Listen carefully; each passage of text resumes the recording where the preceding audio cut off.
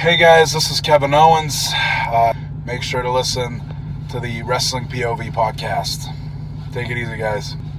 You know, maybe I'll end up on your show one day, who knows. But if I do, I'll probably end up taking the whole thing over and then it won't really be your show anymore. So maybe it's not a good idea, who knows. We'll see how that works out.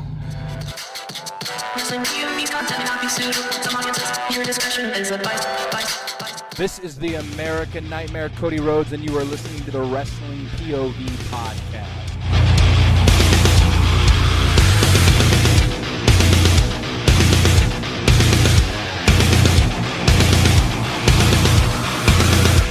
Oh, Wrestling POV podcast! Don't you dare be sour!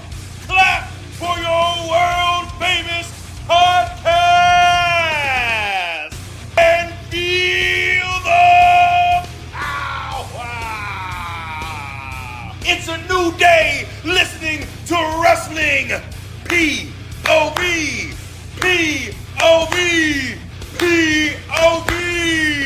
What's going on, fellas? What's happening? See, Clay, man. It's right there. We're doing 30 years ago. It was there. What's that? There it is. Elio?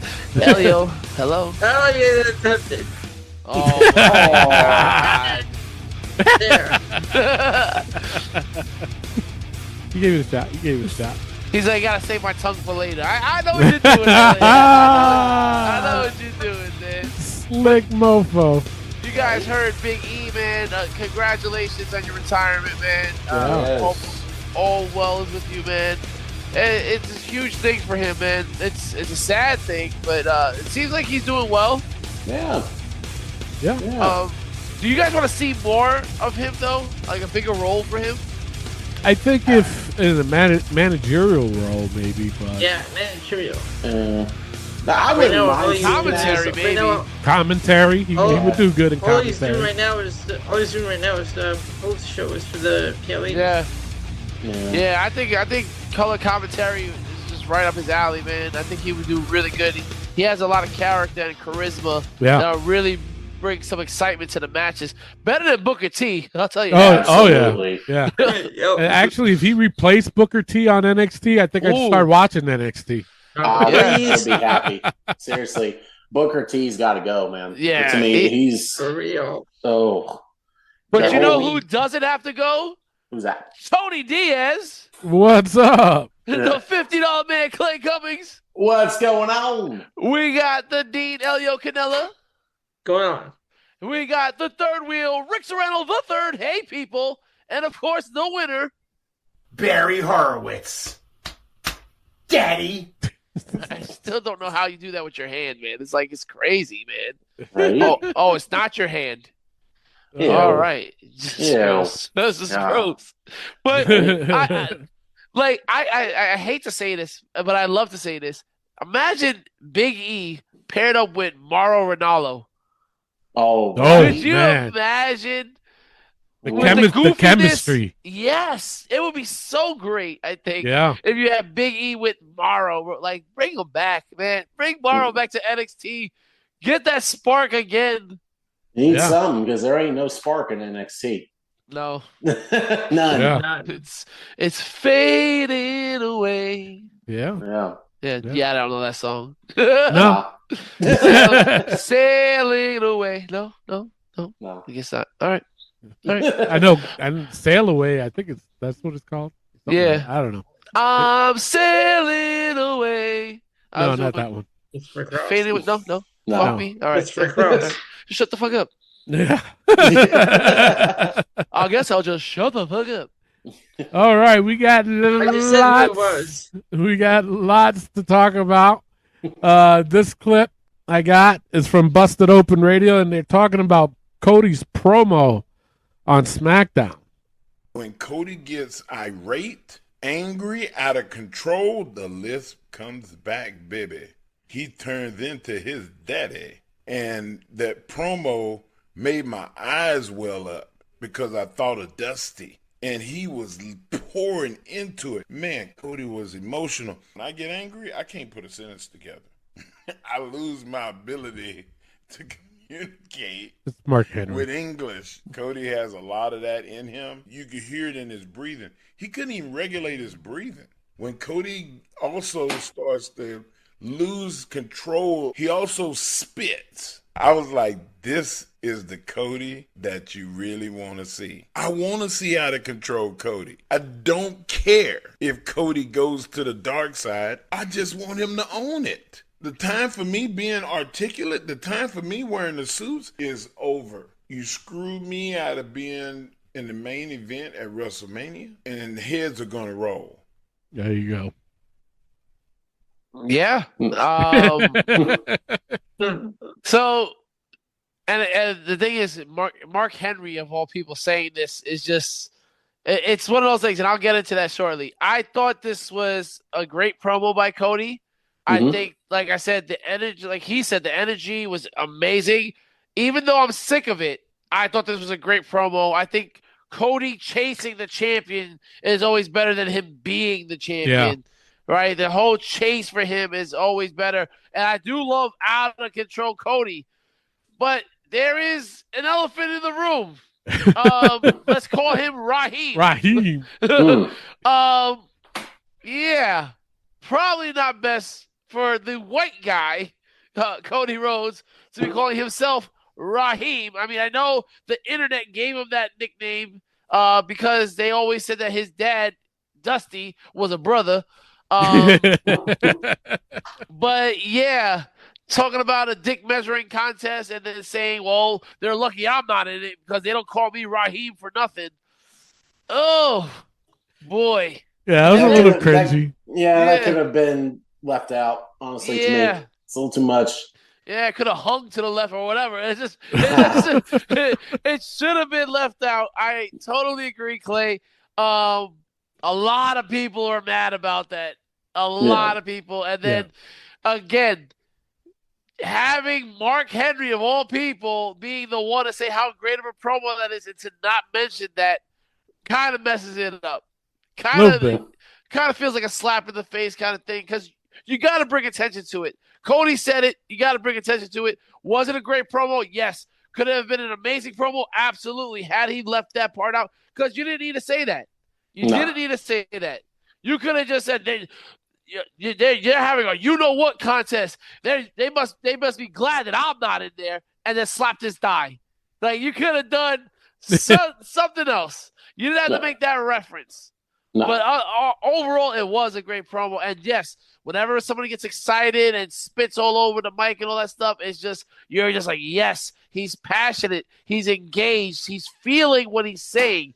And it's just, that's the truth about things. When you see somebody feeling what they're saying, you're like, okay, I'm invested. How do I sign up to watch more of this? Mm-hmm. No, I mean, I agree. It's the truth. It's like typical Cody promo, and he is passionate with a bunch of his promos that he does. But this one felt different. This one felt like, he was more passionate than normal. So it made it better promo for it. Because there's some times where he does the same spiel over and over and over again, and you could tell this one definitely felt different, except for the whole Raheem thing. Yeah. So that's where I'm at. I hope Cody does more passionate promos like that. Raheem, the American Dream. But no, I agree. I like this promo that he cut. I like this one better than actually a majority of his promos. Mm-hmm. And the chase for him chasing he's more credible than him having it. Yes. So no, I agree. And when he talks with passion, and starts to yell, because 9 times out of 10 he's not yelling. Yep. He's soft spoken and blah blah blah, which brings me back to the old school days, because that's how the baby faces were. Yep. You talked, if they got into an interview, they talked normal. They talked very soft spoken. Bob Backlund was one of them. Andre was one. He never yelled. Chief Roberts never yelled. Snake, yeah. Mm-hmm. And so he was they were all soft spoken until you pissed them off. Yep. Until something pisses them off, like Jimmy Snuka. Man, when he got angry, you felt it. Yep. You know, because all of his other promos, he's talking normal. And when he gets into, like, when he had that feud with Don Morocco and making him bleed and all this craziness that happened, hitting him with well, that was Roddy Piper hitting him with the coconut. But with Don Morocco, my God, it felt like they had such hatred for the both of them, you know, that you felt that promo. So I appreciate it. It was a good promo. Yeah.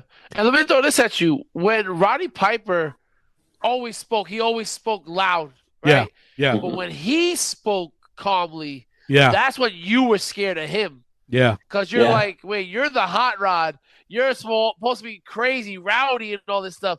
And now you're talking calm. Now everybody's like, wait a second. This is the scary guy. You don't want him calm because now he's crazy. And I remember a lot of great promos by Rowdy with those moments where he was just calm. And you're just like, whoa, that's scary.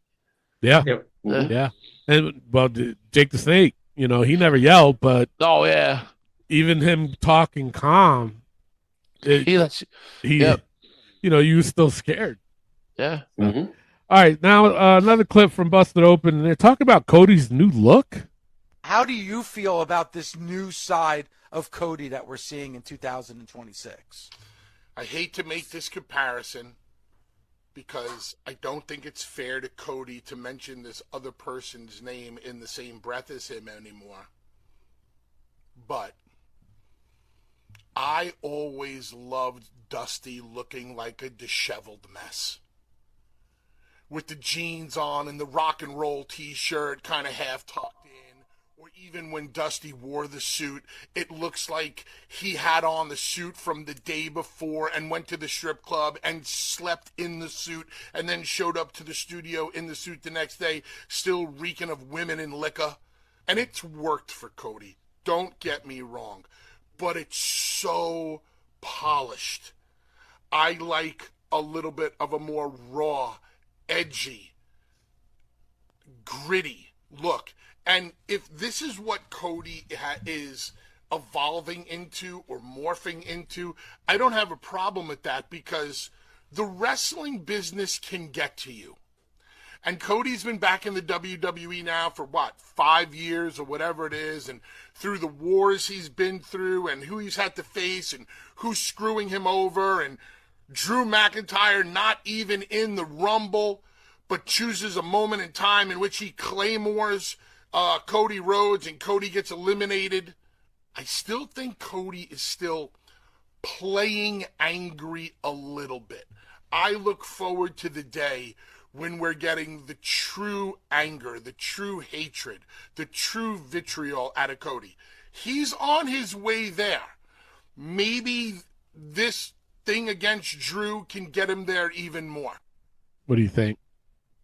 I think I need some liquor. I mean, at the end when he's talking about having the vitriol and all that stuff and being angry, he got that now. That's what we saw on SmackDown. That's what we were talking about. We want to see more of that side of Cody. Yep.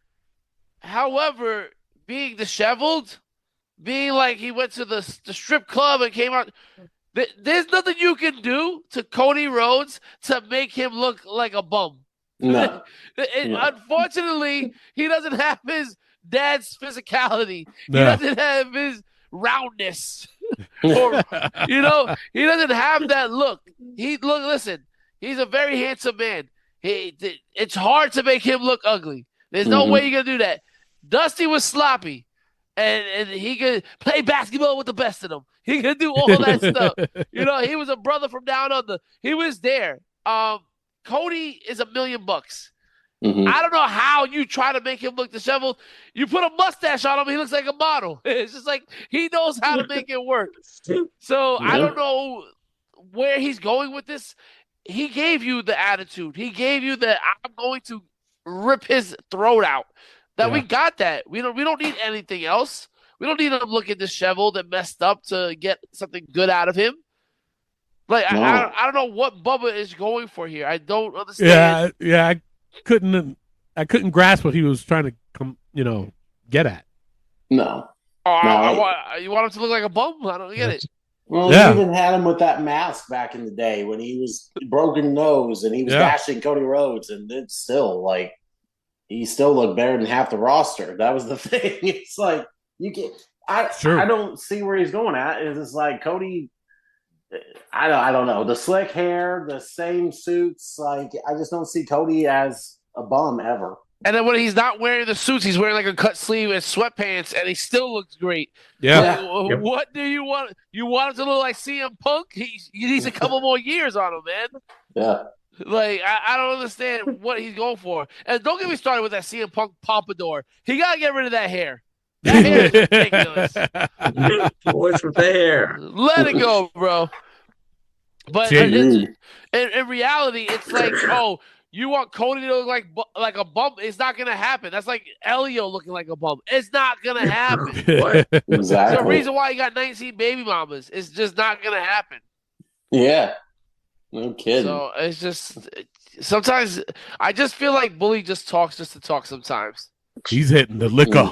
And and that's the thing. Like we said about Eddie Guerrero, stop bringing up Dusty. Yeah. Yeah. Same thing. All the Stop time. bringing him up. Stop. All the time. Yeah. Listen, I love Dusty Rhodes with the rest of them, but let's just stop with the comparisons with him and Cody. They're nothing alike. No. Mm-hmm. Nope. Nothing. No. Dustin is the closest to Dusty. Yeah. And even that is a stretch. Yeah. You know, I mean, Dustin's just tall and lanky, Yeah. you know. But his face, though, his face. Oh, his yeah. face is 100% Dusty. Yeah. Yeah. Big time. Just not as chubby. Yeah, it's not as chubby. All Natural. Yeah. All right, so this next clip is with Busted Open again, but they're talking about the whole Becky Lynch versus AJ Lee. We're going to see the first singles match and title match in 10 years for AJ Lee. And Becky wasn't having it. And Becky was very, very crazy Karen-ish and kind of rattled. And then AJ Lee sells Becky's anger so well. Becky kind of falls for it, where Becky continues to go nuts because she's been amazing in her whole transformation in this amazing heel run. And my other favorite part about all this, now we're also getting some connective tissue now. So Maxine and AJ are friends. We also have had some alignment with Natty and Becky. And if this takes me to another AJ WrestleMania moment, I think that would be cool. And if it's with Becky, they're setting up the table nicely. All right, that's Tommy Dreamer. Mm-hmm. You know, I think this is too late, in my opinion. I think this should have been done a while ago. I think with the fact that AJ has been gone for a little bit and then comes back, and they want us to remember this rivalry as, like, you know, going after it, yada, yada, yada. I'm not against AJ getting a singles run or a singles title match at all. I'm not against that. I'm excited to see it. But I just feel like this is already done. You know, AJ's already beaten Becky 3 different times on 3 different occasions. You had Survivor Series. You had WrestlePalooza. When was the other time? Was it just 2? Just 2, but she cost her the match against Maxine. Okay, right. Then that was the third I was thinking. But I don't know. Just aligning AJ Lee with Maxine is so weird to me. That very weird. It's just I don't know. It's not there, and you can't make me believe that AJ Lee is like, oh yeah, Maxine's my friend. I believe in Maxine Dupree. Yeah, I don't believe it. You know, I don't know. This just is too little, too late, I think. Yeah, well, for me, it's the opposite. I feel like it's a little bit too early because, and I understand why you say a little bit too late, but it's a little bit too early to be talking about Mania. Mm-hmm. Like, we still got a long way to go. And remember last year where they were like, Jey Uso versus Gunther. Oh, 60 more days, 59 more days, 50. It was like, all right, bro, we know they're going to fight. And they gave us nothing. Yeah. We're not going to see AJ Lee every week. No. It's not going to build up to that. Also, they said a number 1 contenders match at the Elimination Chamber. So it's not even for the title. So she's fighting for number 1 contender because you know why? Because they want to drag it out to Mania. Yeah. And you know what's going to happen at Elimination Chamber? They're probably going to have a tag team match. They're going to change it from a one-on-one match to Maxine and AJ versus Natty and Becky. and then it's going to lead to a one-on-one match at Mania for the title. And it's just like, why are you dragging this out? Don't do this, man. And then also, a lot of people were hating on AJ Lee's promo. Oh, she's not keeping up with Becky. She's not. That's how AJ does her promos. That's how she's always done her promos. Yes. You know, it's not like she doesn't know what she's doing. That's how she does it. And I thought it went well. You know, but to have this dragged out until Mania, I don't want to see this. No. And again, you're setting up these matches where there's no story. There's no, like, real build to it. Well, it's just literally, we're going to have a match at Mania. Okay. It just makes it worse when one of them's half there and the other one's a full time. That's what it hurts the rivalry. Yeah. Yep. But that's why the video package is going to be from the time AJ came back. Yeah. Yeah. And it's going to all the way up. And they're going to show it all the way up till WrestleMania. And then WrestleMania, that main package is going to be, you know, like I said, since AJ first came back. Yeah. And then another 20 minutes in between the matches because that's what we have to do to get people invested in this match because people don't watch on a week-to-week basis. Yeah. So when you don't have people watching on a week-to-week basis, it's just like AJ Lee was there a week ago because they're like, so they're showing me WrestlePalooza. They're showing me Survivor Series. They're showing me the Monday Night Raw where she cost her the match. This was just yesterday. No, bitch, this was 4 months ago. Yeah. You don't watch every week like we do. Exactly. So it's easier for people that just jump in and watch the main programs, and it just doesn't make sense, man. I don't want to see this match. I don't want this to be on Mania. I don't want it to be on Elimination Chamber, but unfortunately, it's looking like Mania. Yep. Yeah. And I'm telling you, Maxine's not going to be at Mania. She'll maybe be in AJ's corner. But let's hope and pray, man. Match. Yeah, I just Maxine Dupree to me, and I'm not trying to be disrespectful, but I kind of am in a way. She does not need to be on a Mania match. I'm sorry, she does not. There's no reason for Maxine Dupree to be on WrestleMania card. And now, if AJ Lee wins the Intercontinental title at Mania, she's gonna be back every week. So another title is gonna be held hostage. Basically. Jesus Christ. Yeah. I don't know. No. Yeah, I don't get it with Maxine. I mean, this is someone that went from standing in the crowd in NXT every week. It's like now all of a sudden she's main character on Raw. Yeah. She didn't even have any. She didn't even get any matches in on NXT. No. And then Becky, all she does now is just yell and just say stupid things. Basically. The same spiel. It's the same thing, yep. Yeah. And is it me or Natty's already watered down? Watered down. That's not bad. That's not the AAA Natty we saw. No, and she's struggling with Maxine. That's the thing. It's like, how is this woman who's dominated in AAA and looked good, now she's finally getting this good character, and now she's having a hard time beating Maxine Dupree. Then that character you just washed right out the freaking toilet. Now, Tony, as a 20-year vet in the wrestling business, how would you handle somebody like Maxine? Would you get stiff with her? Yes. Right? Like, that's what Natty should have done. Yeah. Natty should have beaten the shit out of her. Yep. Like how we saw her in AAA. Yep. You know what I'm saying? And I didn't see that. You know, and honestly, the look on Natty's face was like, damn, they already watered me down. You know, when she put her in the sharpshooter. You know? It did. She had that look like, Jesus, already. Yeah. I was ready for this new character, and then they just kind of shit on me. Because that's not the Natty that I saw in AAA. And that's exactly what I was talking about. The sharpshooter specifically was terrible. Yeah. Yeah. Jesus.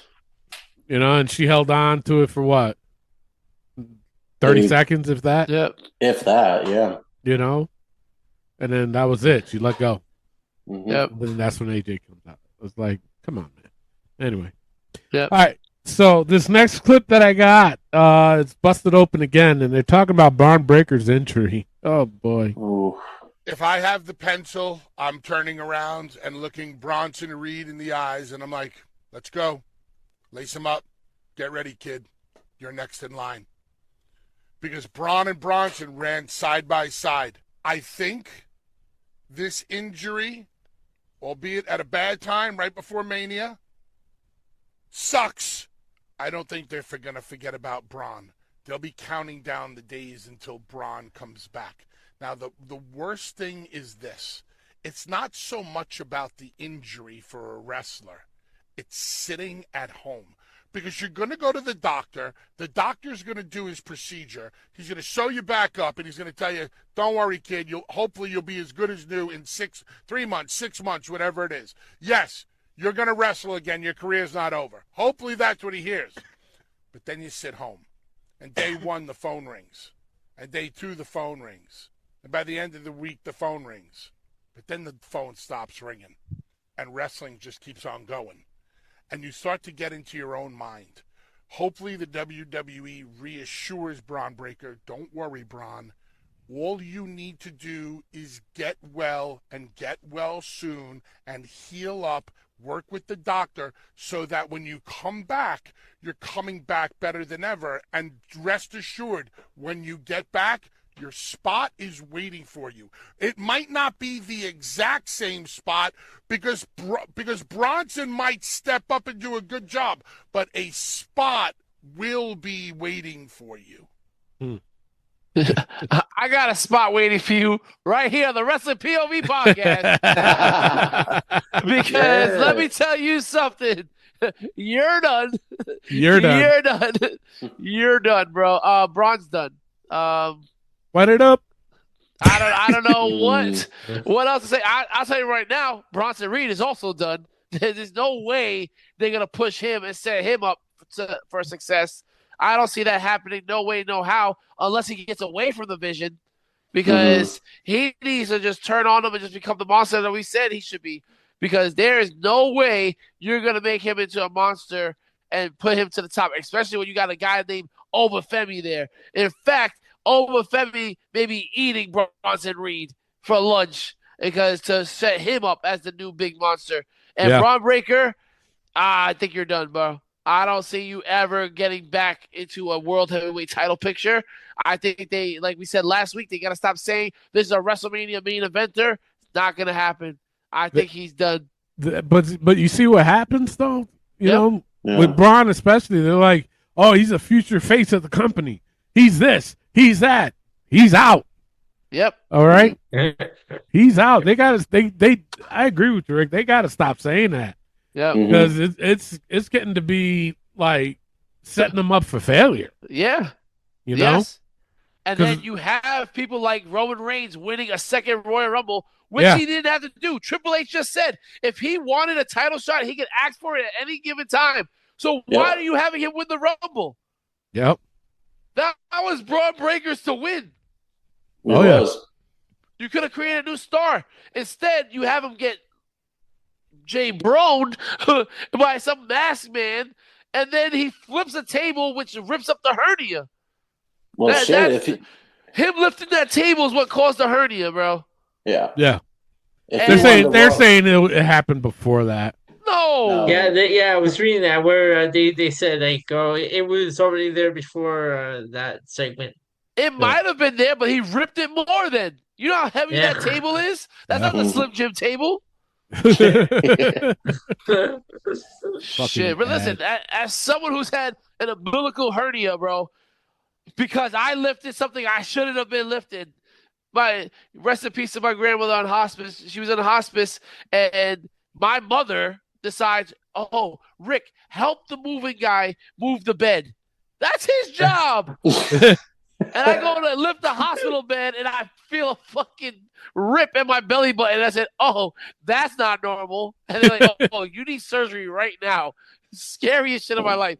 It is painful, and it hurts, and you're out for a very long time, and it's just bad. So from what I'm hearing with Braun Breaker, it's really, really bad. Yeah, so I heard. I hope he recovers. I hope he can come back, but I don't see him coming back to the top anytime soon.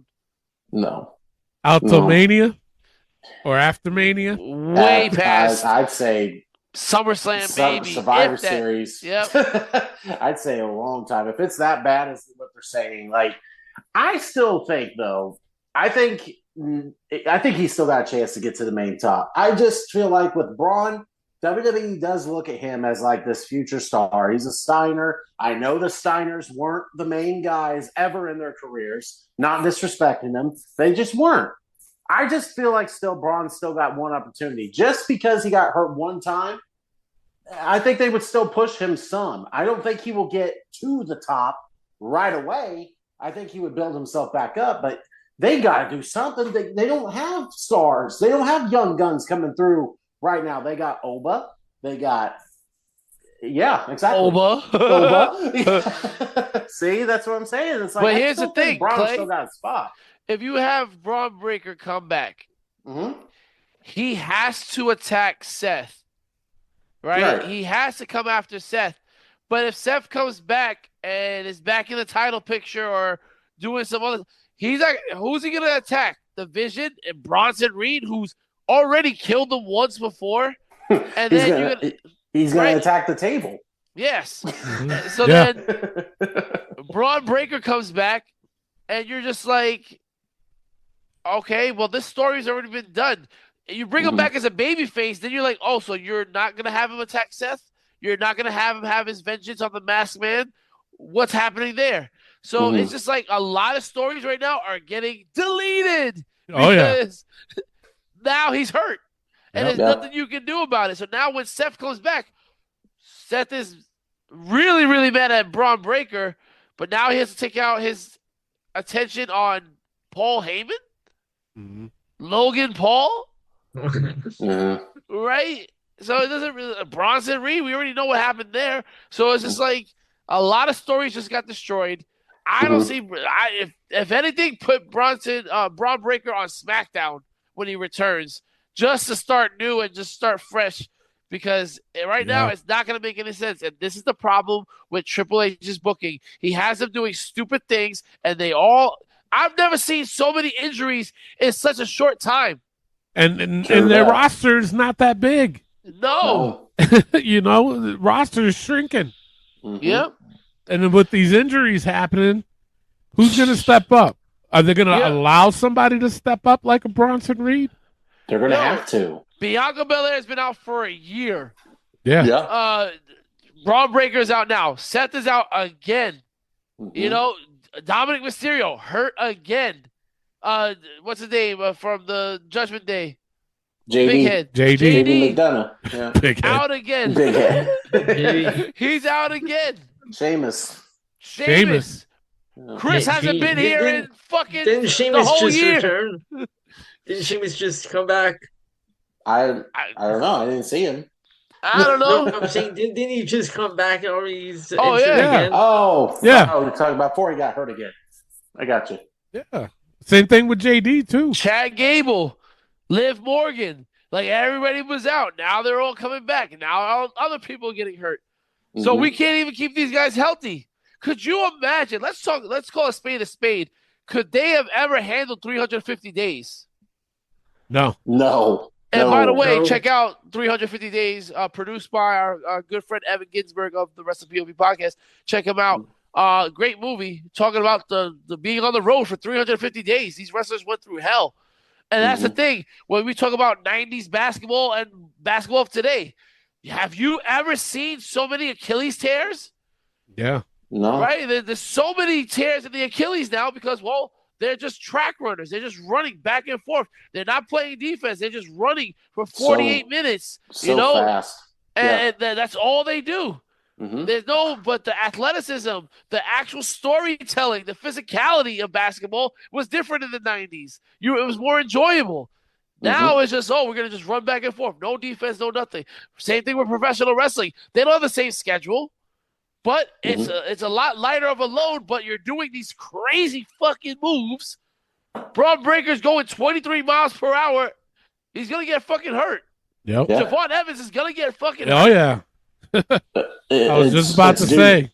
It's due time. I don't want him to, but the way his flips and stunts and shit like that, It's only a matter of time. Yo, he already got injured, but I mean, he wasn't out, but he already got injured. Yo, Penta, Dominic, Rey Mysterio all got hurt doing the same fucking thing. Yep. And these are moves that they've done throughout their own careers. Yep. So it's something's in the water over there, and it's just not fathomable. It's not fathomable. So we'll go with that. Yeah. Sure. Yeah, we'll go with that. Yeah. It's not. That's my line. Okay. Yes. There you go. It's not okay. It's not gonna last. No. You're gonna break down, and it's happening at a rapid pace under this Triple H regime. Yeah, that's true. But we shall see. See what happens. I mean, we haven't seen a lot of stars in a while. You know, like you said, with Bianca Belair and Sheamus, and it's like, are they going to come back? And don't say you don't have anything for them. Yeah, because I hate that shit. You know, I hate that shit. I hate it. All right. Now, next clip is from Vince Russo on his thoughts on Adam Pearce. And this is great, man. This is great. I can look at the 11 minutes and not have to sit there all night and tell you what my takeaway is from the 11 minutes. Here's my takeaway from the 11 minutes, okay? Number one, Ben, I saw the exact first thing you saw. He's calling out Adam Pearce. First of all, bro, I have no idea why Adam Pearce is in that role. You need to have somebody larger than life in that role. When you look back at the McMahons and the Bischoffs, you need a real Adam Pearce would be a mid-card wrestler. And he's in that spot. He should never be in that spot. He adds nothing to that spot. I don't give a shit what a great guy he is behind the scenes. That's not what I'm talking about. I'm talking about in a role like that, that is a complete waste of a role. Nobody's afraid of him. He doesn't intimidate anybody. It's a waste. What do you think? I'm half and half. I want to agree. I understand why Adam Pearce is in that role. I think what it is that Adam Pearce is trying to act tough at times, and you're just like, that's just not believable. Nope. Like what he said, they don't respect him. They're not afraid of you. So you try to act tough doesn't fit. It's kind of like me when I'm teaching. They know that I'm full of shit. they know that I'm not going to call their parents. They know I'm not going to act like me. Can you please sit down? You talking to me? And I'm just like, you're right. When you are showing your play and you showing that this is who you are, and then you try to act tough, it doesn't work. You got to either be it from the get-go, or you just do or understand that this is your role. And he is trying to do this tough guy thing, and it's just not working, and it's just leaving a bad taste in everybody's mouths. Yeah. No, I think he just tries too hard. I think he's got not a comparison, but the little man syndrome. Yeah. It's kind of like, you're going to be like trying to be the toughest guy in the room with your yelling and screaming and trying to be the big badass kind of thing. And he tries too hard with it. And I don't think, and like we've said, it's not believable. It's just like, oh yeah, Adam Pearce is screaming and yelling again. It's like the multiple times that you do it over and over again, nobody's going to be like, okay, yeah, well, there's Adam Pearce. We better run. Yeah. It's just not going to work. And it hasn't worked. All this is believable. Yep. He doesn't scream and yell like that, but he's got an intimidation factor with it. Yeah. The guy's 6'7". Yeah. So, I don't know. Pierce, to me, is just an annoying character that I wish they had more intimidation for that spot, though. Are you saying that he tried so hard and got so far, but in the end it didn't even matter? That's right. Yeah. Yeah. Sure. Listen, did Clay not get that reference? No. I don't think he did. Oh, my God. May I? Go ahead. Lincoln Park. Thank you. Oh, the song. Oh, my Hybrid Theory. I like that song. I know what you're talking about now. When you pointed it out, I'm like, oh, yeah, Lincoln Park. Now I know. I didn't know. Yes, Barry. Yes, this is why you need to have the Office clip locked and loaded, ready to go, Barry. What are you doing? Jesus. Why are you the way you are?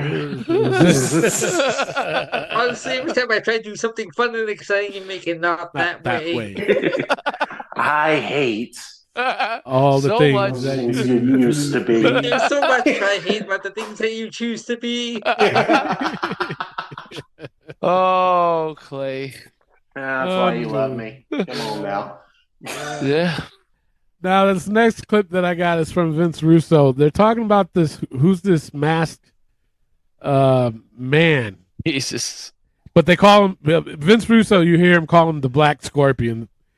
I thought this was funny. I heard a little bit, not all of it, but from what I heard, it was pretty funny. Tell you what I want the Black Scorpion to be, Stevie.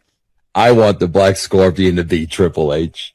Can you imagine? I mean, why not? He's all over everything else. Mustache. Why not? I mean, why not? Just let it be you, bro. Like, well, what are you waiting for? This dude, bro, I don't even know what to say about Triple H anymore. Bro, this is the conclusion that makes the most sense with him. This is the conclusion. He's ribbing us. He knows we're constantly talking about him all over everything, voicing over everything, the video game, the WrestleMania ad. And, bro, the only thing that makes sense, Ben, is he keeps doing it because he's laughing at us, that he's doing it purposely. Yeah, I mean, he's going to make that money. You can't stop. You cannot turn it off once you get to that level of crazy baby face of I'm the most over guy. And nobody else is getting over, but did you watch the opener of the Royal Rumble with the voiceover? No, of course not. He's like walking through these pyramids and there's like projections of the past on the wall, and of course his former glory is an underdog. Like, and he's just walking down the souls of those before me. It has nothing to do with any business. It's insane. So that's how he spends his time now. He just goes to ancient Middle Eastern relics and looks for old images of himself in the hieroglyphs. What do you think of that? Listen, man, it's 100% true. Do not make Triple H the masked man. I'm so confused by this whole masked man thing. Like, when we went over this when Austin Theory was the masked man, we said, yo, this is the 5th time in a year that you've used this mask, and now you're doing it again. Now they're attacking the Vision.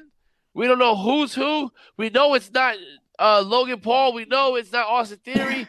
It's just like, who could it possibly be? And God, yo, if you make this Triple H, it's got to go. It's got to go. We got to boycott it. We got to cancel the show for like a week. We got to get everybody to just not watch wrestling for a week. And we got to just shut it all down and see if we shutting down for a week will stop their money. But it won't, because they'll find a way to keep it going. Yeah. It's terrible. I don't know where they're going with it. I don't know why they didn't reveal it at the Royal Rumble. I don't know why you're dragging it out on Monday Night Raw. What are we doing here? I don't even know if they know. Because here's the thing. It's they've done the same thing with the War Games thing. Eventually, after 3 weeks, they said it was Austin Theory. Then now you do the same thing again with this whole masked man. Well, Braun Breaker's injured, so there goes that. Now I was also reading they said, it's Grayson Waller. Yeah. Why? That doesn't make sense. That's worse than Theory, and that makes no sense at all why it would be Waller. Yep. It's just, at this point, I don't care no more. It's gone to that point. I don't care who you bring in or who you got under that mask. I don't care. It's overdone. And you have nobody to go after now. That Breaker's out. There goes that whole storyline. So now why is he attacking the Vision? Yep. Mm-hmm. So I don't even know if they know. How mad would you be if it was Triple H? Oh, God. Because these guys were laughing about it. Yeah. Well, it's ridiculous because he's got heart issues. He can't wrestle. So right? That was what I was saying. He can't have a match. Right. So why would Triple H be involved in that? Oh, it's best for business. What? Triple H is here? I almost hurt my throat last week doing it too much, so they only get it a little bit now and then. A new era. A new era. A new era. Yeah. No, I mean, I think last week we didn't see the masked guy, and then we see him this week. So are they going to show him next week? If not, you know what I'm saying? The reveal will happen at Elimination Chamber. Probably. Yeah. Probably. Notice how they've always done. They always do these at the pay-per-views, and we never get the reveals until later when we don't care anymore.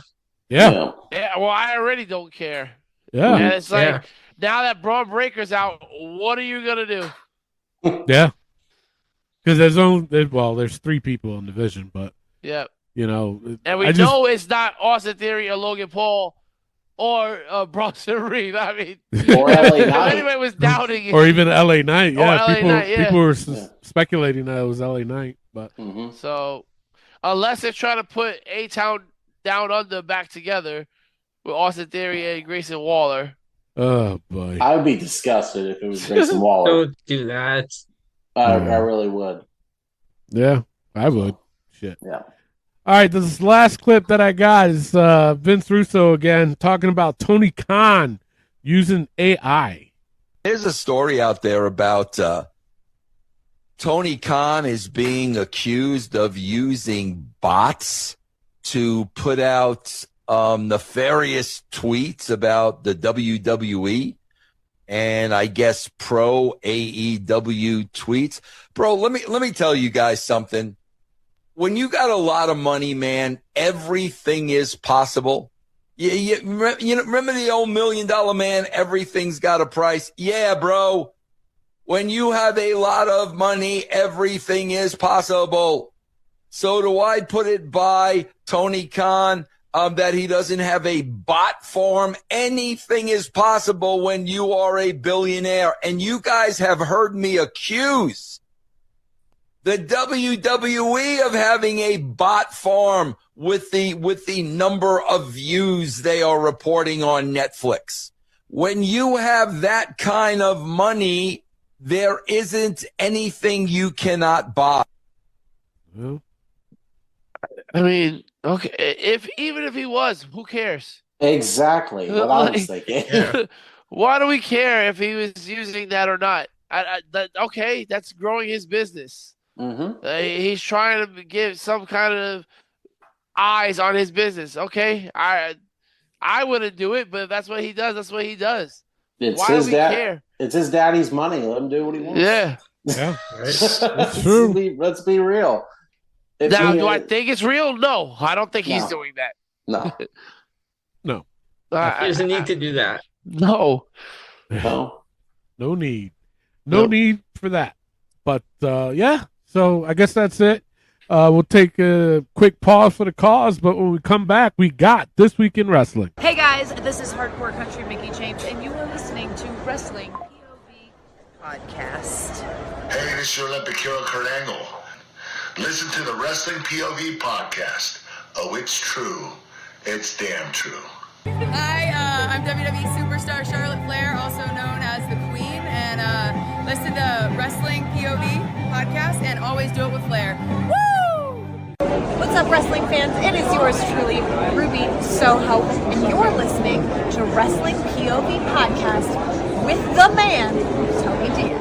What's going on, y'all? This is JC Mateo, and you're listening to the Wrestling POV Podcast with Tony Diaz, Rick Serrano, Clay, and Elio, New Mexico's #1 wrestling podcast. And we are back in Find Wrestling POV every Friday on iTunes, Spotify, Podbean, iHeartRadio, TuneIn Radio, Pandora, and Amazon Music. And now, Tony, it's time to get to This Week in Wrestling. All right, so which one you guys want to talk about first? Well, I want to throw something different at us this week. We got AAA, we got MLW. I want to add this to the mix because some crazy things has happened in the world of professional wrestling this week. And in AAA, we had Grande Americano winning a qualifier match for the mega title. But the way that this happened was that Ludwig Kaiser, Grande Americano, was supposed to have this match. And as he was about to go out, he gets attacked by the original Grande Americano and gets handcuffed to the back, and Chad Gable Grande Americano wins the qualifier match. What? They're doing too much with this. If they're having a AAA and then they're having a Raw, I get it. Stop with this Grande Americano. Yes, or at least go back to Gable and unmask Kaiser, and let's get on with it. You think that they're gonna hold off until WrestleMania to do a mask versus mask? Yep. Yes, I see where this is heading. But at least cut a fucking promo. Yeah. Or something. Somebody. Yeah. But this, I'm not liking. Listen, I am enjoying some of the matches that they have on AAA. I'm not enjoying the fact that you are crossing shows, but you're not telling stories aligned with those shows. You're just taking the wrestler out and putting them on Raw. This is what happened on Raw. This is what happened on Triple H. There's two separate entities. I don't like that. But they never showed it on Raw. No, yeah. That's what I'm saying. They're just it's just separated. So it's like it doesn't exist. Yeah. And it's like, if you're going to do that, then you got to put them together. Exactly. And you got to show it on mention AAA and show it on Raw. Yes. Because being that they're on Raw, show it on Raw. Well, then it would give viewers a AAA. Be like, oh, if they're really into El Grande Americano versus original El Grande Americano, look what they did on AAA. Exactly. Oh, then I got to see it. Watch AAA. Yeah. Exactly. Yeah. So, I don't know. See, and the thing of it is, we've complained about that when AEW does it. Yes. Same shit with WWE. You cannot have us expect to know. I mean, even though they have shown it, but this is something like I had to find out through the internet. Yeah. That this happened. I was like, oh shit, that's fucking crazy. You know what I'm saying? But either way, it's like, show us. Yes. Exactly. Show a clip. I mean, Ghostbusters taught me well. Don't cross the streams. Yeah. Right? Yeah. Unless you're gonna do it, don't cross it. Unless you're gonna bring them together, don't cross it, bro. Right.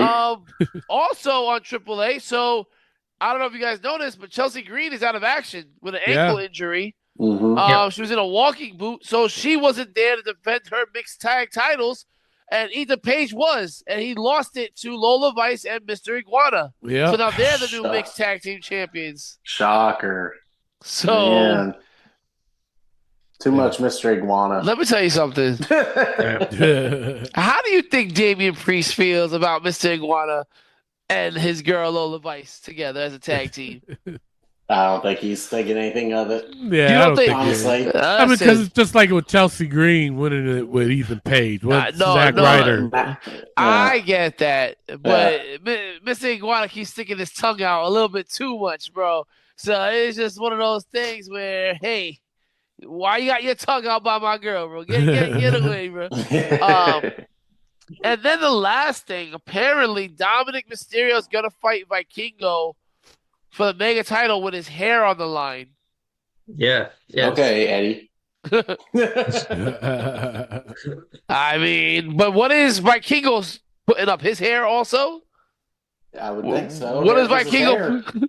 I don't know what he's putting up, but it's definitely not his hair. It's just match at. I don't know where it's at.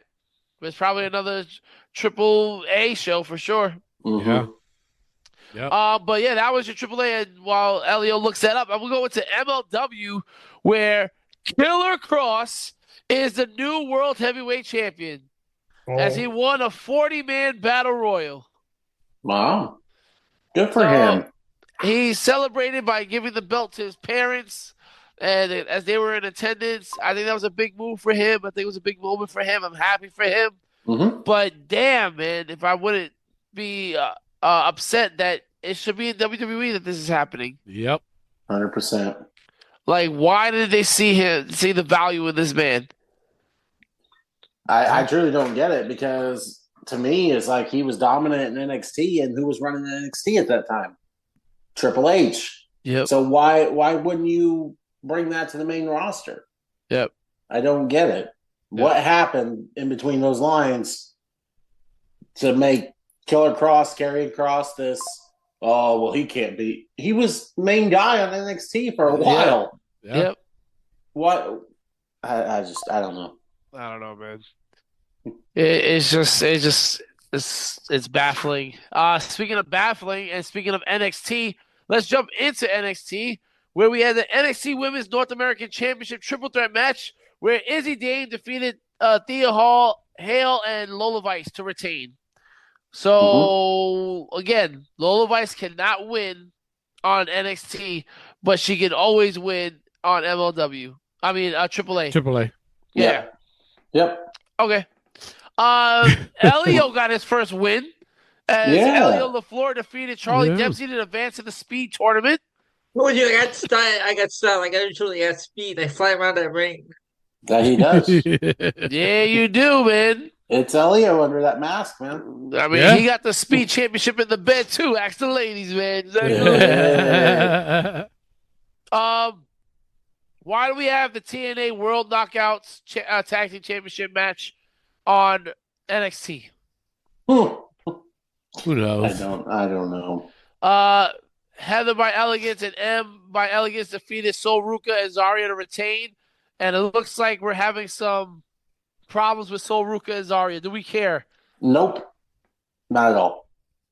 I am so to me, this whole tag team with Sol Ruka and Zarya is just flat out bad, in my opinion. You got the star in Sol Ruka, and Zarya is the jealous friend, and the one, oh, you always get time and I don't get matches and blah, blah, blah. I'm sorry. Nobody cares about this story. Nobody does. Yep. And Zarya, to me, it just needs to go. I can't I do not like her. I don't like her character. I don't like her matches. Zarya, to me, is just not it. And you gotta kind of feel for her because once Sol Ruka leaves her, she's done. She's done. Yeah. So. Lexus King and Stax defeated Kale Dixon and Uriah Connors. Who? Again. Yeah. Exactly. Who? And speaking of who, Clay was ecstatic last week when we found out live that Joe Hendry won the NXT Championship in the ladder match as he defeated Ricky Saints, Shiloh Hill, Sean Legacy, Jackson Drake, Dion Lennox, and Keanu Carver. Who? Again, Keanu Carver is from Evolve. Who? Okay. That's the only reason I've seen a handful of episodes. Bro, I feel terrible for Joe Hendry because sorry. I found apparently there's nothing else. It's just Dominic's hair on the line at Ray Day Ray. It's on March 14th. There you go. All right, just Dominic's hair on the line. So you have everything to gain and nothing to lose, Vikingo. Joe Hendry, on the other hand, has everything to lose. I feel like he had a good thing going in TNA. He had this great entrance song, this great entrance. Everybody loved him and loved the little spots. And I feel like NXT is about to bury this man. I mean, they already buried him at WrestleMania with Randy Orton last year. Came back, did nothing really. Then went to NXT, still did nothing. Made appearances, did moments here and there. Now he's a champion. What do they do with Joe Hendry going forward? Who is he going to fight? Tony D'Angelo? What are they doing with him? I don't get this new character. He seems to me more like a babyface to me. I don't know with Tony, honestly. Yeah. And the only one Joe I can see fighting against is Ricky Saints. Yep. To me, that's the only one. Yeah. The only worthy opponent in NXT because again, you have nobody in NXT. No. Nobody at all. Like I don't. Yeah, NXT next. That's what it is. Next, who's next? Because there ain't nobody here. And it's the thing that they keep doing this mixed thing with TNA. NXT has become TNA. Yes. Like they're the same show. Yep. They really have, and it's sad because years ago, NXT was on top of their game. Like NXT was the shit to watch. NXT was better than Raw and SmackDown most nights. Less than 5 years ago, all of us were here saying NXT every week. Yeah. Yes. Yep. And now we barely know anybody on the roster. Wasn't there a time where TNA was a bad show? Yeah. Yeah, this NXT is that TNA, that version of TNA, the period where they were bad for a while. Yeah, oh yeah, TNA at one point was just god awful, and it was just not even watchable. But yeah, it's just really, really bad. And something else that come to mind. Did you guys hear what happened to that referee on WWE with her grandparents? Yeah, sad. Yeah, that she lost a whole 4 members of her family to a house fire. And oh my goodness! Yeah, she's the one that's married to Leon Ruff. Okay, I know who you're talking about now. Yeah. Dang. I think Bailey sent like $5,000, and a couple other people sent like $5,000. Chelsea Green. Yep. And then a lot of people have been sending a lot of money to them. So prayers up to her. And I think family. CM Punk donated like $10,000. Yeah. So prayers to her and her family. That's just terrible, man. That's awful. Terrible news. Yep. Let's switch it over to Dynamite for AEW. We had Don Callis' family. We had the Alpha Kanasuke, Tashakita, whatever the hell it is, El Clone, and the Walking Weapon, Josh Alexander, defeating the Death Riders, John Moxley, Pac, and Daniel Garcia. I don't like this. Because for me, I look at John Moxley, the AEW Continental Champion. I don't understand why he's losing to these people. No idea. So, yeah. Why? Like, just because you're turning him babyface, now he has to lose. Like, again, if he was losing as a heel, then I would understand this, but this doesn't make sense. No. And I feel like you got to have Pac losing. Like, he got to stop losing, too, because he's $1 million. I hate to say it. Everywhere Pac has gone, or Neville at that point, they've struggled with him. I don't get it because it's right there. It's not hard to book this guy. He's an amazing talent. Like, why is he always around the mid card? He's never around the world title at all. Yep. So are they telling two different stories at the same time? Shawn Moxley is a face and Death Riders is the heels, or the Death Riders faces as well? That's the other thing. Then you have Marina Shafir and who was the other one? Willer Yuta still is the heel. Yeah. Yeah, because the other's a baby Marina face. Shafir's a face. Yeah. Yep. Like, okay, here we go. Yep. Speaking of here we go, we had a mixed tag match. Orange Cassidy and Tony Storm defeating Jordan Oasis and Brittany Brooks. Okay. Again, what are we doing with Tony Storm? Why are we pairing her up with Orange Cassidy? Because they love seeing them together and their money. I guess. That's the only reason I can see it. It's because it was a big hit on the pay-per-view. And now, okay, let's stretch it. And it's like, no, let's not. Yep. Hangman Adam Page defeated Mark Davis, as he should. Yeah. Andrade defeated Kenny Omega. Now, that was big. Yes. Yeah. Now, did you see what happened with Andrade and the women? Yeah. So, those women are social media, let's say, experts, or they do things on OnlyFans and stuff like that. But one of the women took a picture of the action between Kenny Omega and Andrade and said, "This is so fake." Saying this is so fake after being paid to be there. Now, how would you feel if you're promoting these women to be there and then they go and do that to you? Give me my money back, bitch. Exactly. Right. Exactly. A lot of people were upset by this. Again, I understand why Tony Khan signed off on this, because, well, they're adult entertainers and you want Andrade to be like the sex symbol.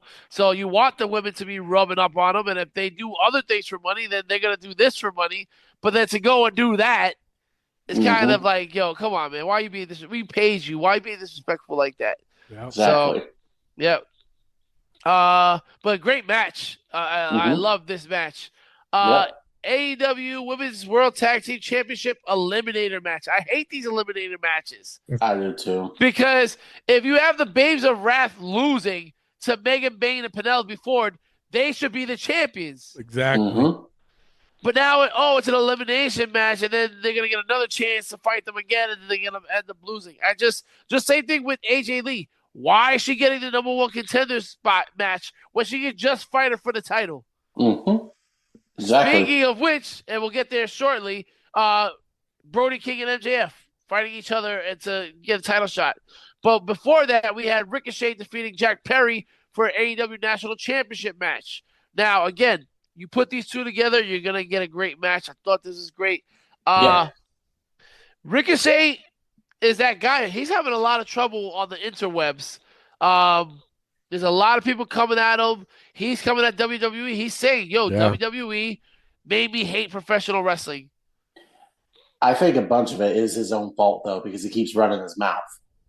Yeah. I truly do. I feel like if he kept his mouth shut on the internet, then he wouldn't have so many issues or people coming at him because they know now, Ricochet's going to respond. Let's get after him. I think it's part of his own problem. Yeah. Well, let me ask you this. Mm-hmm. I think it was because he was in WWE and he was held down that he wasn't allowed to talk about it, kind of thing. It's one of those things where once you get free from that old job, you're like, all right, now I can finally talk. It's like The Undertaker, right? He wasn't allowed to talk for 30 years, and now he's just saying everything. That's what I feel like is happening with Ricochet, because Ricochet didn't want to lose his job at WWE, so he just stayed quiet and just ate the shit. And listen, I'm not siding with him. I think the way he's going about it is wrong. I think there was a better way to do it, but this is just I don't understand the way he's going about it. I understand what he's trying to say. Like, he just couldn't talk. He fell out of love with wrestling. It happens. If you're in a company where you're not being used the way you feel like you deserve to be used, I mean, there's guys like Tozawa who accept that role. Ricochet was the number one guy in Lucha Underground. Yeah. Right? He, like, one of the greatest. And he came to WWE, high expectations, killed it in NXT, went to the main roster, and they just buried this man. Yeah. And they couldn't find anything to do with him. So it just sucks. I understand why he's doing what he's doing. I just don't agree with the way he's going about it. It just feels like he's just letting loose. And I don't think anybody's helping him, which is kind of sad. I feel like there should be somebody like, yo, dude, you should probably handle this a different way. Or say it a different way. Yeah. You know, because if it's about himself, hey, that's fine. That's great. But even when he did talk about himself, you know, a lot of people were bashing it. And rightfully so, because of the way he was being booked when he was in WWE in the main roster. But to bring up everybody else, Io Sky, and it's like, dude, that's where you draw the line. If you're going to talk about your experience, that's fine. But even wording that, you have to be careful with. You know? But our main event, we had the AEW World Championship Eliminator match. Brody King defeated MJF. Now, Brody King's a big fucking guy. Yes. And it is believable. But now here's the thing. And a lot of people got crazy over this. So, what does Brody King do? He puts MJF in a choke, and he hangs him above the apron. Now, everybody jumped on the internet and said, AEW is copying WWE because Gunther just did that to Dragon Lee. Now, did they copy it? 100%. But here's the thing. Brody King did that in 2022 to Darby Allin at All In. And I believe that they did this spot purposefully after WWE did it, so people could be like, oh, Brody King's been doing this. He did it to Darby Allin years ago. So it was just like, it wasn't them copying them. It was them reminding them that, yo, Brody King did do this first. So, and again, I think AJ Styles was upset saying that all moves belong to everybody. Now, what Gunther did to Dragon Lee, it was beautiful. We all said how great it was. And then being reminded that Brody King did it first, I was like, okay, that's cool. I still think Gunther did it better. I think I think the way Dragon Lee sold it was better. Yeah. But I'm not upset that somebody else is doing the move. I'm upset that people were coming at Brody King and AEW and saying, "Oh, you're a copycat. You did this, you did that." And it's like, wait a second. Do you really know that Brody King was actually doing this before? I didn't remember it, but when I recognized it, I was like, "Oh yeah, that's cool." So I don't know, man. It's just like we got to get to a point where we just love wrestling. It can't be you like AEW, I like WWE, so you're trash and you're an idiot. It's like, bro, you're all idiots. You're all trash. Let's just accept that. That's it. How about SmackDown, y'all? Let's do it. We had Cody's attacks Drew and then has a promo and talks about the whole Raheem thing. We already went over that. Carmelo Hayes defeats The Miz. Okay? Yeah. Like we got to be done with The Miz. I think it's time to move on from The Miz. How do we do that, though? A retirement match. I got to retire him. Because it feels like The Miz believes he deserves a retirement tour, and no, he doesn't. No. No. But then when you think about it, how do these guys retire? How do these guys walk away from the business? It's hard to tell. I don't know where they're at with it, but I don't know how, does he just let his contract run out or they don't re-sign him? Because it just feels like The Miz doesn't say no to shit.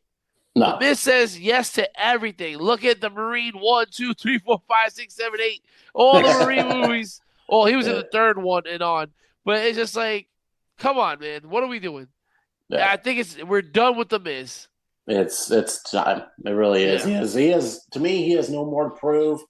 No rivalry that he can go into now is believable to me anymore. Like this whole Carmelo Hayes thing, it's like, but you definitely got to put Melo over here. Yeah, you got to put Dragunov over here. You know, Miz has had his shine, and he's it's done, man. There's no, I don't know. There's nothing else for him to do. No. Just move on. Speaking of moving on, Chelsea Green loses her match against Tiffany Stratton and Lash Legend as Tiffany Stratton moves on to the Elimination Chamber. But let me tell you something. Chelsea Green with a coast-to-coast. Yes. The crowd went crazy when they thought Chelsea could win it. Yeah. But then Nia Jax pulls out Chelsea.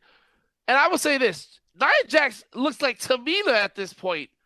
This girl is losing weight rapidly. She looks good. Yeah. Good. With a capital T. But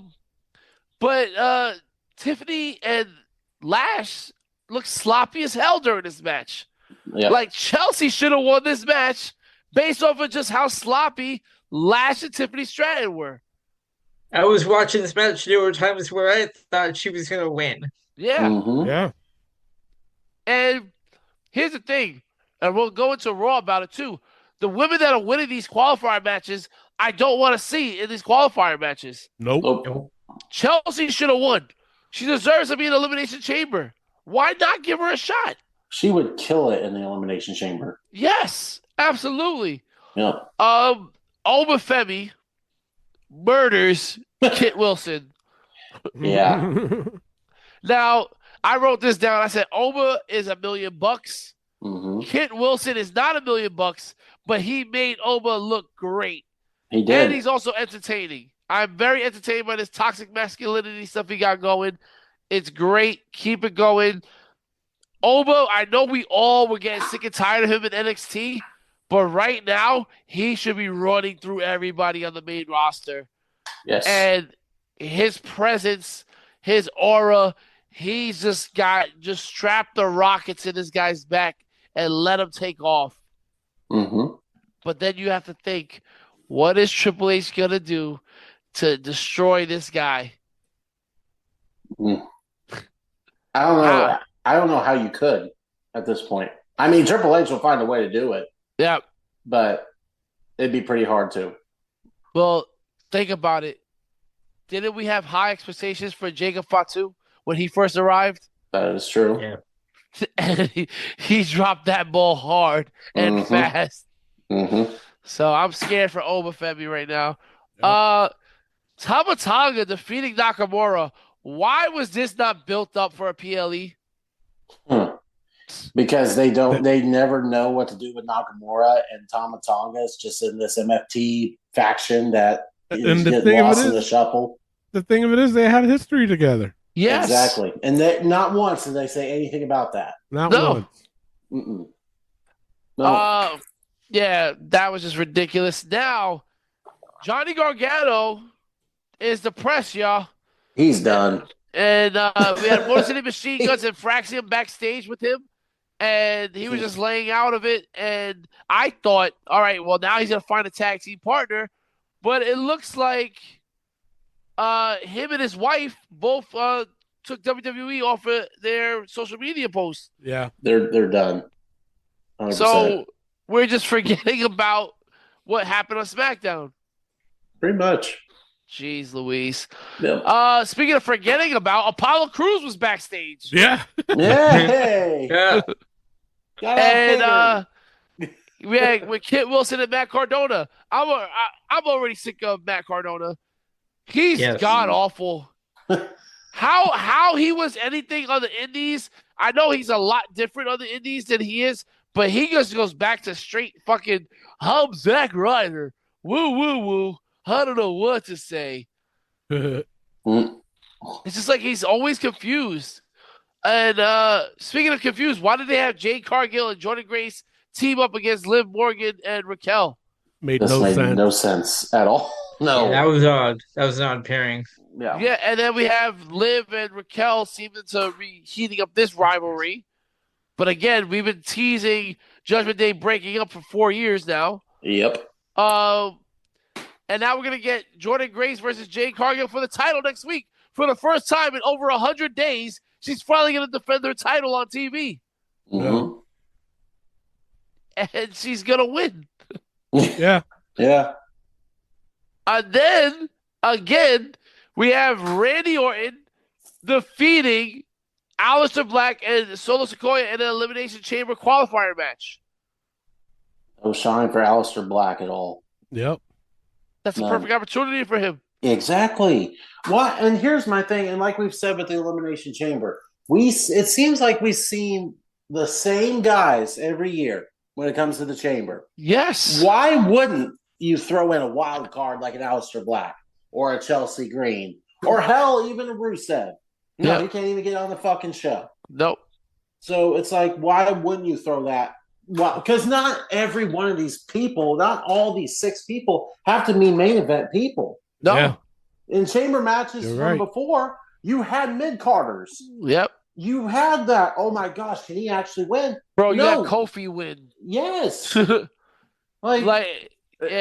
And Randy Orton has the most eliminations, so that's why you put him back in there. But this is the perfect opportunity for them to build new stars. Yes. Or to push a superstar. This was the perfect opportunity for them to do so. And they didn't. I don't know who said it, but, they're putting the same guys at main events all the time. Like Randy Orton. Randy Orton, I could take it or leave it with Randy Orton. Sure. But it would have been different. Aleister Black, wow, he beat them to be all right. Let's see where this goes. Yeah, exactly. And then he can shine into the Elimination Chamber. But no, and I don't want to hear people say, "Oh, well, Tiffany Stratton's still young." I don't want to see Tiffany Stratton anywhere in Elimination Chamber. No, I don't. I don't care how Absolutely not. young she is. Freaking, I'm tired of seeing Tiffany Stratton. Yeah. So, and then speaking of being sick and tired of, Rhea Ripley and Io defeated Julia and Kiana James. Mm-hmm. So what was the point in putting Kiana James in that Royal Rumble, having her beating all these people, slamming Nia Jax and all this stuff if she's going to lose? Mm-hmm. Exactly. So, terrible.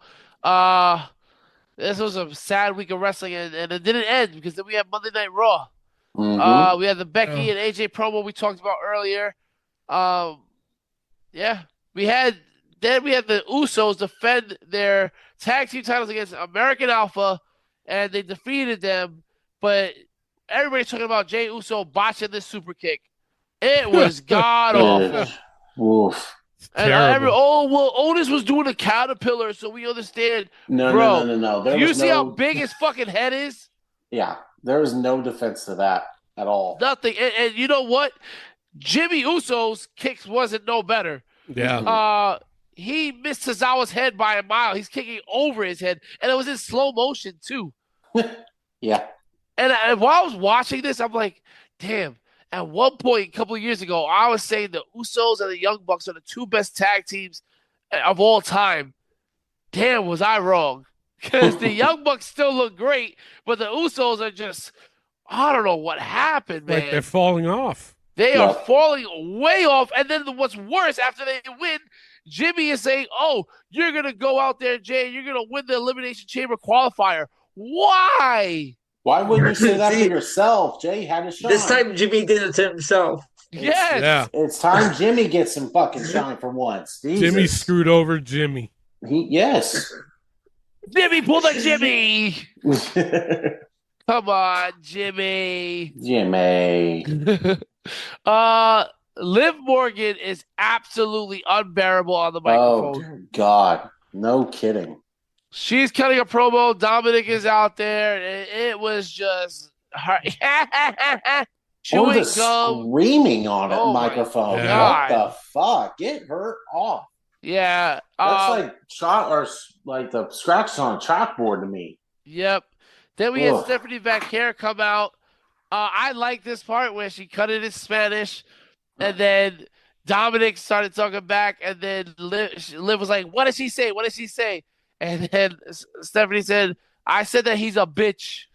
Me and my wife both laughed hard at that. That was funny. Yep. That was funny. And then Stephanie smacks Dominic. But again, why is Dominic out there holding two belts and not defending any of them? Exactly. Mm-hmm. That Intercontinental title, when's the last time that was defended? I don't even remember. SummerSlam? Has it been since SummerSlam? John Cena? Oh, yeah. He got one back from Cena at Survivor Series. Was it Survivor Series? Or was yes. Yeah, Survivor Series. So Survivor Series. And that was in November? Yeah. Yeah. Shit. Wow. December, January, February. Jesus, 3 months. Mm-hmm. That's insane. That's insane. It is. That is insane. Then we had the weirdest Elimination Chamber qualifier match. Rhea Ripley versus Ivy Nile and Lyra Valkyria. I wonder who's going to win this match. I'll say this was way too obvious. Way too obvious. You would have to is the women's tag team champ even in the qualifier match? Mm-hmm. Because, by God, you got to get bloody Rhea Ripley in that Elimination Chamber. And then I think Ivy Nile should have won that one. Of course. Ivy Nile, even Lyra. Mm-hmm. Give Lyra back some momentum. She was doing great at one point. Yeah. And then Becky Hogan got her. Now you got Rhea Hogan getting her. Yep. So what's next? EO's going to get involved? Oh, my God. Oh, she's got to be in there, though. They're going to have EO versus Asuka versus Kairi Sane. Yeah. Oh, Lord. Oh, God. EO's going to get in. They're going to build this EO versus Rhea thing. Mm-hmm. I don't know what they're going to – I don't know. I don't want to see that either. Nope. I'm over that. Yep. Then we had – listen, I think this was the most disrespectful thing Michael Cole has done in a long time, and he's disrespectful every week. We had CM Punk's interview with Michael Cole, and Michael Cole says to CM Punk, why would you jeopardize one of the greatest WrestleMania main events in history for that? Yeah. And for those of you that don't know, that is Finn Balor. Disgusting. That is Finn Balor. He's talking about why would you jeopardize one of the greatest WrestleMania main events in history, Roman Reigns or CM Punk, for that. Finn Balor at Elimination Chamber. Why are you building Finn Balor and then having Michael Cole going out there and calling him a that? Yeah. Crazy. Don't get me wrong. We all know Finn Balor has a 0% chance of winning this match against CM Punk for the title at Elimination Chamber. But to disrespect him and call him a that? I would love to see it. Honestly. It won't happen, but I'd love to see it. I would love to see that, and then I would love to see him beat Roman at Mania. Yes. But that's not going to happen. No. What's going to happen is Dominic is going to cost Finn by some chance, and Finn versus Dominic at WrestleMania is going to happen. And this is just god-awful. And then we had Natty versus Maxine Dupree, ended a double count out because Natty put her in the sharpshooter on the table, and AJ Lee comes out for the save. Yep. So we had Grande Americano, the original, and Javon Evans defeat Los Americanos. And the best part was Javon Evans hitting the OG cutter to Bravo midair. That was sick. That was impressive. And the shot, the angle with the drone was cool too. I kind of was a little confused at the switch because when Bravo was on the top rope, he set up and he jumped, and then it switched to the drone, which is like delayed. So you see him back on the top rope, and then he jumps. So I was just like, wait, what? I had to watch it a couple times, but apparently there was a delay between the main camera and the drone. So, but it still pulled off a great shot. It was sick. They got the win, Evans and Grande Americano Original. And then the last match, the main event, the qualifier match, LA Knight defeats Penta and Austin Theory. So once again, Penta gets no fucking love. Why did you put Penta in this match? Yeah. Just to screw him over. I'm glad LA Knight won, but why does Penta not be an Elimination Chamber match? The Masked Man screws over Austin Theory, and the Vision chases after him, and LA Knight gets the win. Why are you screwing over Penta again? You know, and I don't understand this because he's so over with that crowd. He is. He is one of the best they got on that roster. And you had him barely in the Royal Rumble. Yeah. You had him barely on Raw. And you keep burying him week to week. It's like, why'd you even bring Penta or even that Ray Phoenix in? Exactly. For what? Exactly. And I'll ask you guys this. LA Knight has to win this Elimination Chamber now, right? You would think. Yeah, but look who's booking it. Because you just pushed Penta down to elevate LA Knight. Yeah. You got to put him over now. Yeah. He got to get the title match.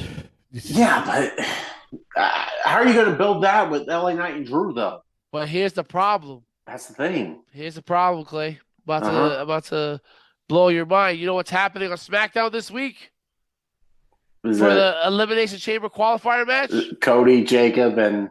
Cody Rhodes versus Jacob Fatu versus Sami Zayn. Oh, boy. Oh, God. No. And I'm telling Don't make Sami Zayn win. Sami Zayn is going to win that match. You can stop. Drew's going to get involved. Yep. It's going to you're probably going to end up attacking Jacob and Cody. Yep. Giving the win for Sammy. Oh, God. Oh, God. Wow, did I just watch SmackDown? Oh, man. Sick. Yes. Make sure you listen to the Wrestling POV podcast so you know that this happened on Friday, and then watch SmackDown afterwards, and you'll be like, wow, these guys were right. Mm-hmm. So, yeah, this is, it's becoming numb to me. Yeah. I'm being numb to watching professional wrestling. I don't care. I'm so upset watching this stuff. I'm just wanting to be happy, and I'm not negative. I'm looking for the good. Oma Femi is my bright spot right now. Please don't mess this up. Well, and it's like the thing is, we're passionate about this stuff, man. I mean, we do a whole podcast about it, and when it is shit, it's like it's hard because it's like we want it all to be so better. Yeah. And when it's not, it's kind of disappointing. Yeah. It's like, I don't know. Yeah, and it gets to the point where I come up with ideas like, because the wrestling shows this week have been so bad, maybe we should do something like we use our names to come up with like a Survivor Series team. And then I was like, oh, well, Clay would only have Brodus Clay on his team. Elio would have Elio LaFleur. Tony would have like Tony Atlas and Tony D'Angelo. And then I would have Ric Flair, Rick Rude, Rick Martel, Ricky Steamboat, and it's just like that's over. Ricky Saints. Ricky Saints. It's just, yeah, I ain't got a chance. So it's why even do that? But this is how desperate we're getting. Right? We're listening to fucking Bully Ray and Vince Russo every week, so we can give y'all something to talk about because it is just god awful. It's like every week. This week in wrestling has been awful. Yeah. Mm-hmm. All around. Yeah. So. Yeah. Well, with that being it's funny because when I'm on TikTok, all these content creators are like, "Oh, this is great. This is great." Mm-hmm. It's getting paid to say that. Yeah. Yeah. Right?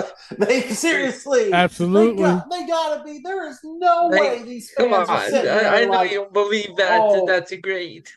When is the Elimination yeah. Chamber? February 28th. February 28th. February 28th. Yeah. We still got a couple of weeks to go. Oh God. All right. With that being said, that's the end of the show. Yeah. But tune in after the show because we got the 5-second shuffle championship, which I won last week. 3 weeks in a row, by the way. 3 weeks in a row. Yeah, 3 weeks in a row. Yeah. And if you're new to that, basically what I do is I play a random song off my playlist. I hit the shuffle button. I only play 5 seconds of it, and these guys got to guess who it is. And the first one of 10 wins. It's just how we ride off into the sunset until next week. But there's also the forbidden songs. If any of these forbidden songs pops up, they get a minus deduction from their score. These forbidden songs are Taz, Chris Benoit, Reba Giggle, Hook, Lash Legend, and Julian Hall. With that being said, I am your host, Tony Diaz, along with the $50 Man. Clay Cummings. And the Dean. No. And the third wheel. Rick Riddle the third. And the winner. Barry Horowitz. Daddy. Love, peace, and wrestling. We'll see you next week. Peace out. All right, I got champion's advantage. I can either go first or pass it off to Elio. How I have it on my screen. I'm going to pass it off to Elio. I have a bad feeling. I have a bad feeling. So, Elio, here you go. Here's your first one. Look at that. Look at that. Damn. Yeah, you don't even know. Whew. Good Lord. Terrible that was start. a close one. Only All right. one. Goes to Rick. Oh, no. Rick, here you go.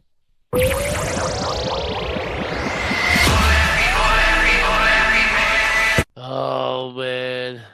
Yo, damn. None of y'all know this shit. Y'all all shaking your heads. Tony's not, though. Tony's stoic right now. Tony's looking me dead in my eye right now. I'm going to just say Emma. Clay. Madcap Moss. Shit. I'm going to go Kit Wilson. Elio. I go Jet Speed. It is. It's Angelico. Oh. We were all so Angelico. close. So close. Oh, yeah. Of course we were. Right there. Right there. Oh, Lord. All right, so nobody gets a point on that one. It goes to Clay. Clay, here you go. Oh, wow. There it is. Wow. Already on the Peterson line. So is Elio. But we all know how Elio gets out of it so quickly. I know, right? Last week's episode is still under investigation with how Elio got to 7 so quickly. Oh, Lord. All right, goes to me. Here's my first one. I got bodies dropping, don't get out of pocket. Jesus Christ. I'm going to go with Tekla. Elio. Paige Van Zandt. Rick. Paige Van Zandt. Clay. Paige Van Zandt. It is Paige Van Zandt. All right. So the only one that gets a point really is Rick. Because you guys are in the minuses. So there you go. Yeah. All right, goes to Elio. Elio, here you go.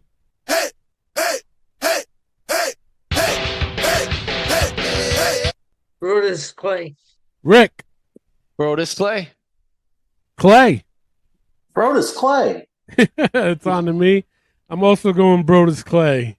It is Brodus Clay. See, mentioned him. Yeah. Did we mention him? Yeah, when I said our Survivor Series team, Clay would only get Brodus Clay. Yeah, it's a one-man show. We're throwing Brodus Clay in there. Let's go. Funk is on the roll.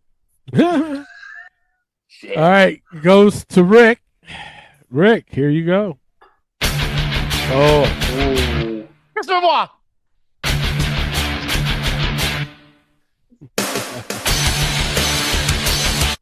Wow, got Chris Benoit. Updated scorecard is we are all tied at 1. Wow. Goes to Clay. Clay, here you go. And during the few moments that we have left, we want to talk. CM Punk. I'm also going CM Punk. Elio. CM Punk. Rick. CM Punk. It is CM Punk. There you go. We all get a point on that. Goes to me. Mm-hmm. All right, here I go. Damn. You love to see it. I mean, hate to see it. At least I'm not on the Peterson line. That's true. That's true. All right, goes to Elio. Elio, here you go.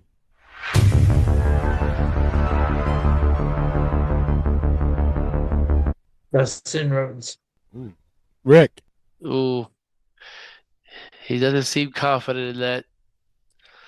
He doesn't seem confident, but I'm going to go Dustin Rhodes. Clay. I don't feel confident with that either. I'll just go with the Dustin Rhodes. I'm going to go with Kenny Omega. Okay. It is Kenny Omega. See, I'm starting to pick up on Tony's. When Tony knows something, he's extra quiet. Extra quiet. He doesn't go, okay, yeah. He's. All right, so it goes to Rick. Yep. Rick, here you go.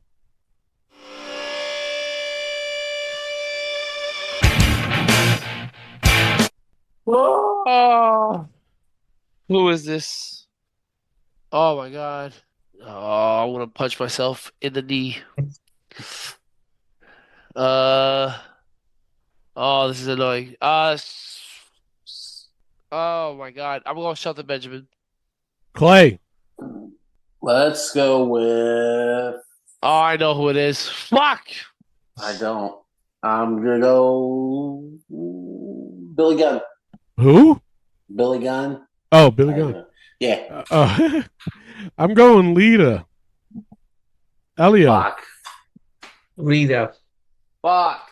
It is Lita. Said Lita. I'm like, you know. You know it. I mean, it just feels right.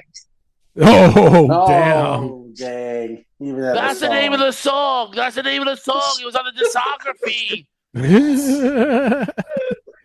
All right, so me and Elio are the only ones that gets a point. Goes to Clay. Clay, here you go. Jesus. That's 3 times. Yep.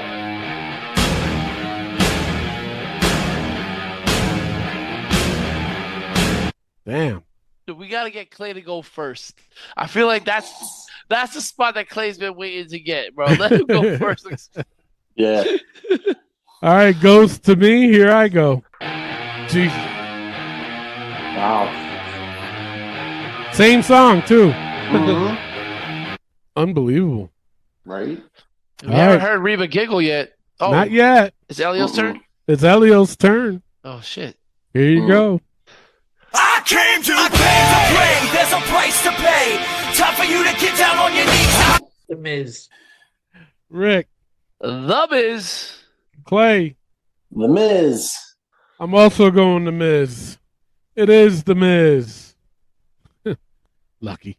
All right. I'm still waiting for Reba Giggle. Anyways. Wait, what? No. Or Julian Hall. It's on to Rick. Rick, here you go. Everyone smile! Damn. What is a dentist's favorite dinosaur? What is it? A velociraptor. Let's hear the laugh. There you go. You can't make this stuff up. Can't, right? No. Barry's writing the script, though. Oh, what's happening next? What? Clay gets forbidden song number 4? Okay. Probably. Yeah. All right. It's on to Clay. Clay, here shit. you go. Latino Heat. Chica. Eddie Guerrero. I'm also going Eddie Guerrero. Elio. Eddie Guerrero. Rick. Eddie Guerrero. It is Eddie Guerrero. Yay. All right. It's on to me. Here I go. Oh, you meant Tony gets it. Oh, I read that wrong. Tony gets forbidden song.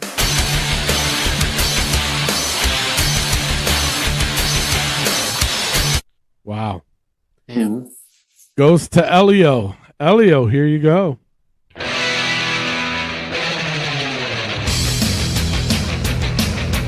No, P. Ford. Rick. Sol Ruka. Clay.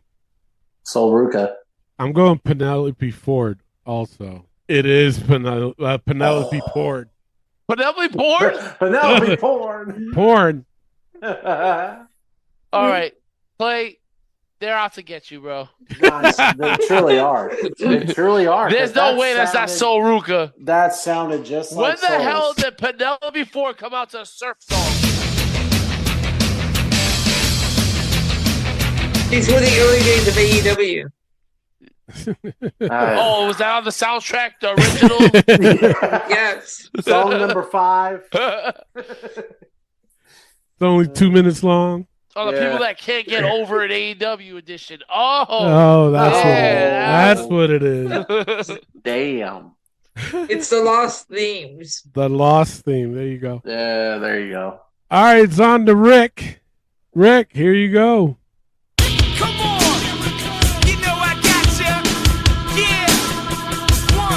You know what's going to be sad is when this is going to be like the big thing at WrestleMania. Yeah.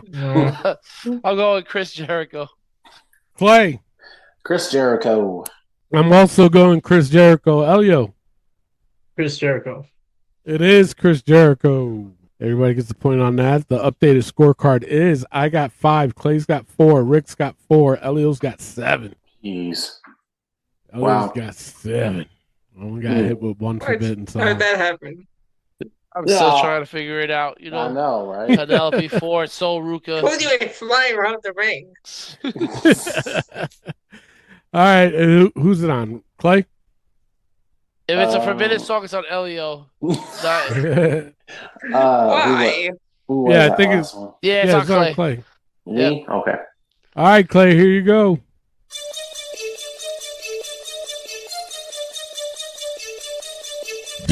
Powerhouse Hobbs. I'm also going Powerhouse Hobbs. Elio. Powerhouse Hobbs. Rick. Yeah, y'all forgetting about his name change. No, it's Powerhouse Hobbs. It is Powerhouse Hobbs. By the way, what the fuck? You don't even show him on Raw or SmackDown? Right? And on the Royal Rumble and nothing about Royce Keys? Nothing. Nothing. Fuck. I don't know. Did you hear this thing that he lied about his age? Really? No. Apparently, he lied about his age so he can get into WWE. Like, he's like 10 years older than what he said he was. Oh, that's crazy. That's crazy. Right? I mean, I don't know how much of that is true or not, but right. All right, it's on to me. Mm-hmm. Here I go. Reach for the sky. I'm going Scorpio Sky. Elio. Scorpio Sky. Rick. Scorpio Sky. Clay. Scorpio Sky. It is Scorpio Sky. All right. Elio's at 9, folks. That's crazy. Goes to Elio. This is a perfect time for Julie Hall. I know, exactly. right? Last legend for sure. Yeah. All right, Elio, here you go.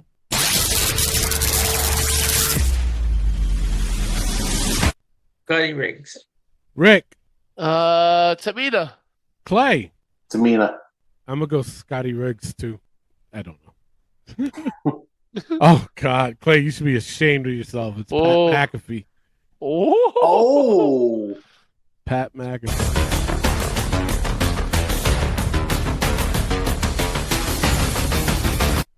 Heck, I don't remember him coming out to that. I'm so used to his other one. Was that when he was in NXT? I don't know. I don't either. It had to have been. Yeah. I don't know. I don't. Yeah. Yeah, it says NXT. Yep. Wow. All right. Goes to Rick. Rick, here you go. Go. Got Chris Benoited.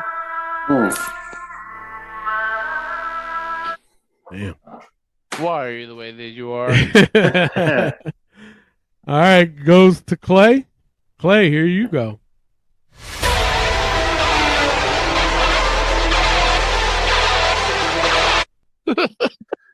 Tamina. I have no fucking clue. I'm gonna go Ricochet. Elio. I'm gonna go Ricochet. Rick. I'm gonna go Penelope Ford. No, we were all wrong. It's Kyle Fletcher. Ring of Honor thing. Oh my goodness! Wow. Yep. All right, goes to you. Goes to me. Mm-hmm.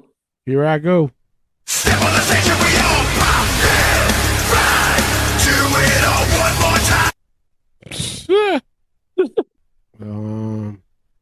We'll go Bear Country. Elio. John Spears. Rick. Oh, that's clearly the core. Clay. Wade Barrett. We were all wrong. It's the AEW Dynamite theme. All right. What? All right, listen. As long as this sets up a last legend attack for Elio right now, we're good. All right, it's on to Elio. Elio can win it with this one.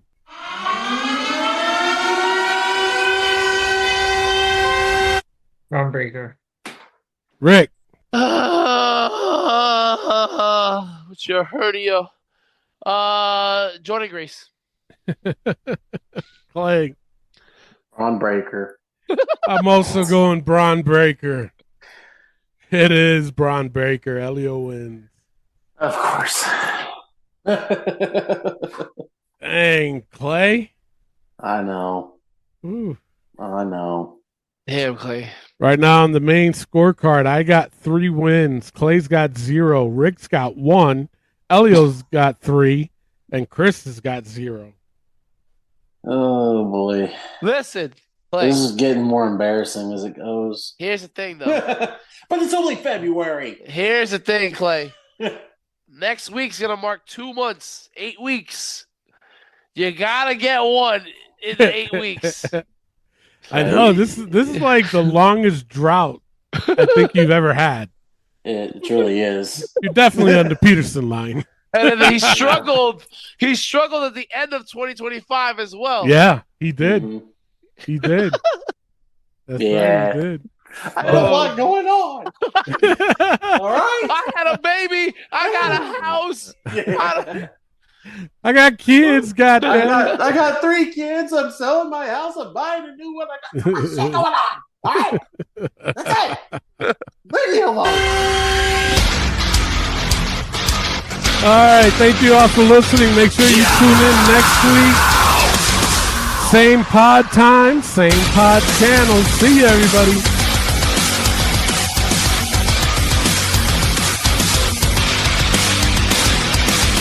Butterfly fade away, and the chill grow. Eli finds salvation.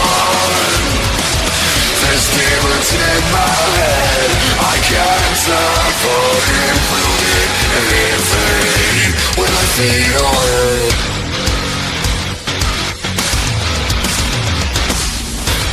Never falling under, I'll take it away. Never seems to get better.